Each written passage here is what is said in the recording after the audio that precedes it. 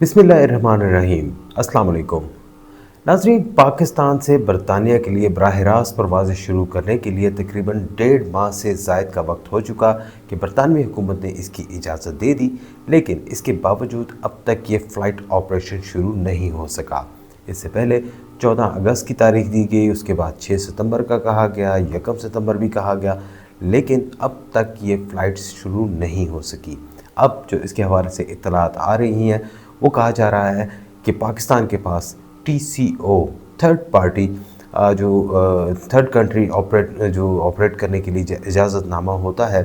Third country operator का, वो पाकिस्तान के पास मौजूद नहीं है, जिसकी वजह से इन परवाज़ों में ताख़ीर हो रही है। ये TCO होता क्या है और किस तरीके से ये ऑपरेट करता है, पाकिस्तान को बरतानिया के लिए परवाज़ें शुरू करने के लिए अभी किस किस मरहले से गुज़रना है, इस हवाले से आज के वीलॉग में हम तफसीली बात करेंगे। लेकिन उससे पहले अगर आपने अब तक हमारे इस यूट्यूब चैनल को सब्सक्राइब नहीं किया तो ज़रूर कीजिए, ताकि आपको हमारी तमाम वीडियोज़ बर वक्त मिल सकें। नाज़रीन, जो बरतानिया के लिए परवाज़ें थी उसके लिए बरतानिया के यहाँ पर हुकाम यहाँ पर आए, उन्होंने यहाँ पर तमाम सिक्योरिटी का जायज़ा लिया, पाकिस्तानी जहाज़ों का जायज़ा लिया, जो तमाम प्रोसीजर था सिक्योरिटी का वहाँ पर सिविल एविएशन अथॉरिटी के साथ मिलकर उनका जायज़ा लिया गया। इसके बाद इमिग्रेशन के हवाले से FIA के साथ उनकी मीटिंग्स हुई और उसके बाद तकरीबन कुछ 4 साल के अरसे के बाद जो 4 से बल्कि 5 साल में रहा, तकरीबन 5 साल के अरसे के बाद जो है वहाँ पाकिस्तान को दोबारा से बरतानिया के लिए परवाज़ें शुरू करने की इजाज़त दे दी गई थी। लेकिन अब उसमें जो एक नई रुकावट सामने आ रही है वो थर्ड कंट्री ऑपरेटर की है। जी हाँ, बिल्कुल, थर्ड कंट्री ऑपरेटर का ये एक इजाज़तनामा है जो कि European air safety agency EASA जिसको कहा जाता है उसकी तरफ से ये जारी किया जाता है। लेकिन ये किस लिए ज़रूरी है? ये इस वजह से ज़रूरी है कि जब भी जो नॉन यूरोपियन जो यूरोप मुल्क ना हो, अगर वो कहीं से बाहर से ऑपरेट करता है तो उसको लाजमी तौर पर TCO थर्ड कंट्री ऑपरेटर के तौर पर उसको एक इजाज़तनामा होता है जो EASA से लाजमी तौर पर लेना होता है। क्योंकि जितनी भी बरतानिया भी अगर जा रहे हैं या यूरोप में आप कहीं जा रहे हैं तो आपको जो भी आपके जहाज़ होते हैं वो पूरे उसने यूरोप के ऊपर से प्रवास करके जाना होती है। ये बात अलग है कि अगर आपके पहले भी अगर यूरोप में ही वो कहीं जहाज़ जा रहे हैं तो, लेकिन इसके बावजूद जब आप एक नई कंट्री के लिए दोबारा से आपकी परमिशन होती है, आपको अलाउ किया जाता है, तो आपको फिर भी TCO दोबारा से लेना पड़ता है। PIA जो वहाँ पर एक अरसे से वहाँ पे कर रही थी, पाकिस्तान के सबसे जो कमाऊ रूट जिसे कहा जाता है कि वो यहाँ पर ये 2 पाकिस्तान के सबसे कमाऊ रूट थे, एक तो ये बरतानिया का सेक्टर है और दूसरा जो है सऊदी अरब का। ये इनमें सबसे ज़्यादा रेवेन्यू जो था वो PIA जनरेट किया करता था। लेकिन अब ये बरतानिया का जो रूट बंद होने से पाकिस्तान को शदीद माली मुश्किलात का सामना करना पड़ा और अब जो है वहाँ पर ये परवाज़ें अगर जो बरतानिया की तरफ से इजाज़त दे दी गई, लेकिन TCO पाकिस्तान को अब तक नहीं मिल सका। अब इस TCO के लिए पाकिस्तान को करना क्या होगा? इसके लिए जो है वहाँ पर सबसे पहले जो है वहाँ पर के जो ICAO जो इंटरनेशनल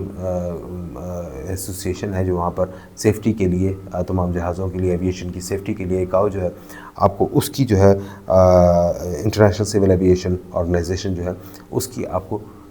उसके स्टैंडर्ड्स के मुताबिक जो है वहाँ पर तमाम सेफ्टी के जो मामलात हैं वो आपको पूरे करने होंगे। इसके साथ साथ एक SMS कहा जाता है, सेफ्टी मैनेजमेंट सिस्टम, जो वहाँ पर जो लोकल वहाँ पे हैं यूरोप के, उनको तो इस चीज़ की ज़रूरत नहीं है, लेकिन जो बाहर से आ रही होती हैं परवाज़ें, दूसरे ममालिक से आ रही होती हैं, उनको ये भी लाजमी तौर पर SMS जो है सेफ्टी मैनेजमेंट सिस्टम जो है उसके साथ इनरोल होना पड़ता है। इक्विपमेंट जो है वहाँ पर वो भी उनको चाहिए होता है, जिसमें नेविगेशन, कम्युनिकेशन और जो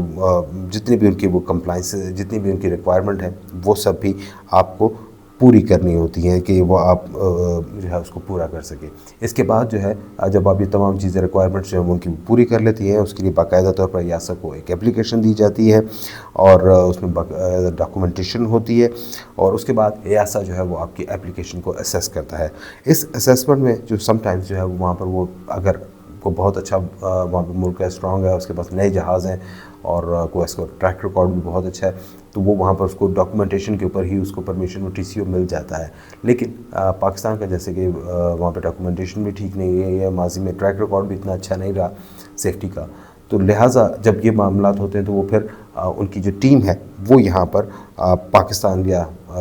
किसी भी दूसरे मुल्क जो है वो वहाँ पे जाती है, वहाँ पे जाके ख़ुद उसका जायज़ा लेती हैं और उसके बाद उसको ऑपरेट करने की इजाज़त दी जाती है।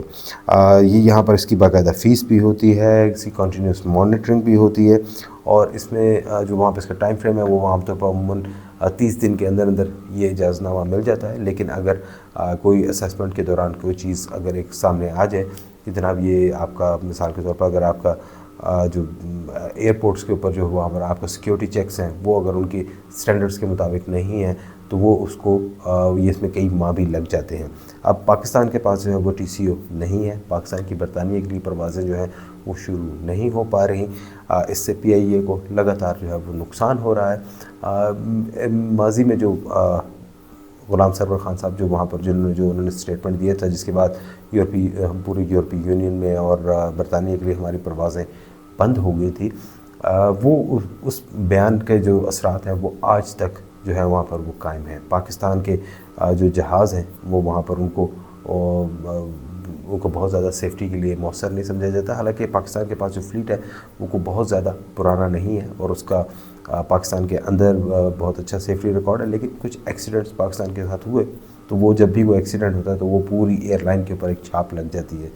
इसी तरह जो उन्होंने पायलट्स की डिग्रीज़ के हवाले से कहा तो वो एक शक जो है वो वहाँ पर यूरोपीय यूनियन में पाया जाता है कि शायद पाकिस्तान के पायलट्स जो हैं वो ट्रेंड नहीं है। हालांकि ये पाकिस्तान के पायलट्स जो है और इंजीनियर्स जो हैं बिलखुसूस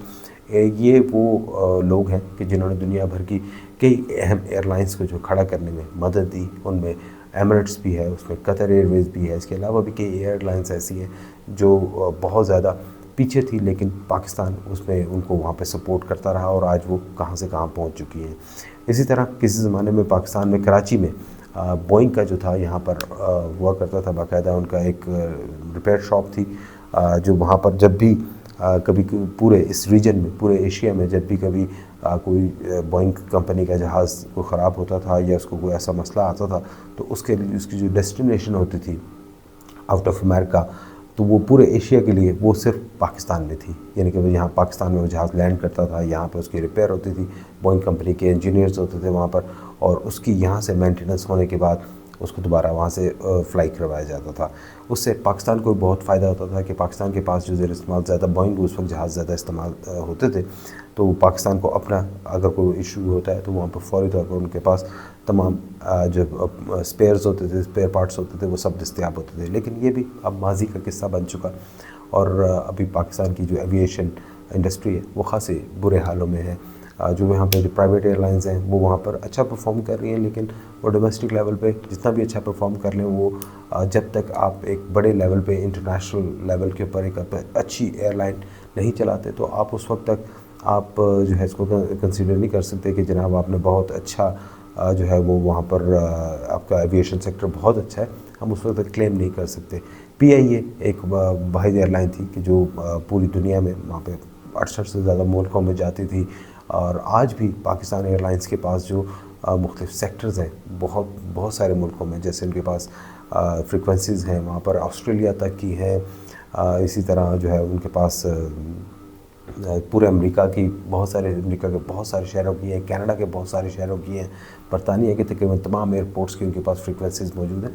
तो अभी भी इस एयरलाइन में जो है वहाँ पर बहुत जान है, बहुत कुछ ये एयरलाइन कर सकती है। लेकिन ये जो छोटी छोटी जो इनके इश्यूज़ हैं जो इसको रिज़ॉल्व होने चाहिए। अब अगर बरतानिया के लिए परवाज़ें थी तो TCO का अगर एक इशू था तो इनको मालूम है, वहाँ पर मेरा ख्याल PIA की मैनेजमेंट को भी इल्म है, तो उसमें कुछ इतना ज़्यादा वक्त इनको नहीं लगाना चाहिए। इनको फ़ौरी तौर पर EASA के साथ रब्ता करके ये फ़्लाइट जो थी वो अपना आगाज़ करना चाहिए था। जहाज़ जितनी देर तक फ़िज़ा में रहता है उस वक्त तक वो पैसे कमाता है, जितनी देर वो ज़मीन के ऊपर खड़ा रहता है वो खर्च करवा रहा होता है। ये एक असूल है एविएशन का और यही असूल जो है वो पाकिस्तान एयरलाइन को भी समझना चाहिए कि जनाब आपके जहाज़ यहाँ पर अगर पाकिस्तान में ही हैं, आप पाकिस्तान के एयरपोर्ट्स के ऊपर खड़े हैं तो वो हर वक्त खर्चा करवा रहे हैं क्योंकि आपने उसकी लीज़ के पैसे भी भरने होते हैं, साथ साथ आपने उसकी जो पार्किंग चार्जेस हैं वो भी आपने देने हैं, उसकी मेंटेनेंस का जो है वो खर्च अलग हो रहा है। तो ये जितनी देर भी आप उस रूट को इस्तेमाल नहीं करेंगे आपके ऊपर जो है वहाँ पे आपके अखराजात सिर्फ होते रहेंगे लेकिन आपकी कमाई कुछ भी नहीं होगी। लिहाजा हुकूमत पाकिस्तान को चाहिए कि वो इस हवाले से फ़ौरी तौर पर इक़दाम करे और PIA की जो परवाज़ें हैं उनका आगाज़ फ़ौरी तौर पर होना चाहिए, क्योंकि ये पाकिस्तान की PIA की, जिसे आप कहें कि ये ब्लड लाइन है, और वहाँ पर उनको ये अगर उनको मिलेगी तो उनके पास रेवेन्यू वो जनरेट कर सकेंगे। अदरवाइज़ PIA का जो इस वक्त हाल है वो आप सबके सामने है, बहुत बुरा हाल है। वहाँ पर बहुत सारे जो अपने अखराजात हैं वो पूरे भी नहीं कर पा रहे हैं। हुकूमत को लगातार जो है वहाँ पर उनके लिए जो उनके नुकसानात हैं वो वहाँ पर उनके जमा होते जा रहे हैं। वहाँ पर उसकी प्राइवेटाइजेशन होगी, कब होगी ये भी कुछ पता नहीं है। कोई बहुत सारी पार्टीज़ जो हैं वो उसमें इंटरेस्ट तो ले रही हैं, लेकिन उसमें भी एक शक ज़ाहिर किया जा रहा है कि उसमें भी जो है उनको मिली भगत के साथ कोई सस्ते दामों किसी को दे दी जाएगी। बहुत बड़े इसके एसेट्स हैं, बहुत ज़्यादा इसके एसेट्स हैं, और उनको जो है वो सही तरह से कैलकुलेट भी नहीं किया गया। लिहाजा इन तमाम चीज़ों से बचने की ज़रूरत है, और कोशिश ये की जाए कि इसी एयरलाइन को कुछ अच्छी मैनेजमेंट को लाकर इसको इसके पैरों पर दोबारा खड़ा कर दिया जाए, तो ये फिर एयरलाइन आज भी दुनिया की बड़ी बड़ी एयरलाइंस का मुकाबला कर सकती है। हमारे साथ रहने का बहुत शुक्रिया। अल्लाह हाफ़िज़।